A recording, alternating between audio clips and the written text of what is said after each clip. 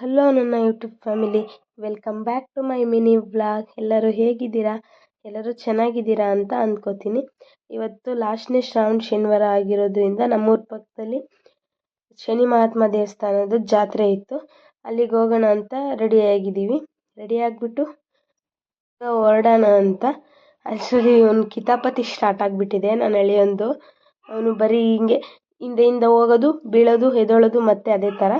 ಅಲ್ಲಿಂದ ಮತ್ತೆ ದೇವಸ್ಥಾನದ ಹತ್ರ ಬಂದ್ವಿ. ನಾವು ಮನೆಯಿಂದ ಮಧ್ಯ ಬರೋದೆಲ್ಲ ಏನು ವೀಡಿಯೋ ಮಾಡ್ಕೊಳ್ಲಿಲ್ಲ. ಜಾಸ್ತಿ ದೂರ ಏನಿಲ್ಲ, ಒಂದು 4 ಕಿಲೋಮೀಟರ್ ಇತ್ತಷ್ಟೇ ನಮ್ಮೂರಿಂದ. ತೇರೆಲ್ಲ ರೆಡಿ ಮಾಡಿ ನಿಲ್ಲಿಸಿದ್ರು ಆಗ್ಲೇ. ಇನ್ನೇನು ಫಸ್ಟು ದೇವ್ರ ಕೆಂಡ ತುಳಿದು ಆಮೇಲೆ ತೇರು ಹೊರಡುತ್ತೆ. ಎರಡೂ ಒಂದೇ ದಿನವೇ ಇರುತ್ತೆ. ಅಲ್ಲಿ ಒಂದೇ ದಿನವೇ ಜಾತ್ರೆ. ಫಸ್ಟ್ ಕೆಂಡ ತುಳಿದು ಆಮೇಲೆ ತೇರು ಹೊರಡೋದು, ಆ ಥರ ಇರುತ್ತೆ. ನಾವು ಹೋಗೋಕೆ ಕರೆಕ್ಟಾಗಿ ದೇವ್ರು ಆಗಲೇ ಬರ್ತಾ ಇತ್ತು ಹೊರಗಡೆ ದೇವಸ್ಥಾನದಿಂದ. ಅದನ್ನು ನೋಡಿಕೊಂಡು ಬಂದ್ವಿ.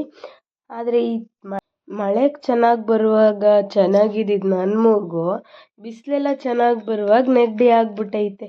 ಏನು ಮಾಡೋಕ್ಕಾಗುತ್ತೆ? ಅಡ್ಜಸ್ಟ್ ಮಾಡ್ಕೊಳ್ಳಿ. ವಾಯ್ಸ್ ಡಿಸ್ಟರ್ಬೆನ್ಸ್ ಇದ್ದರೆ. Love you all. Bye bye.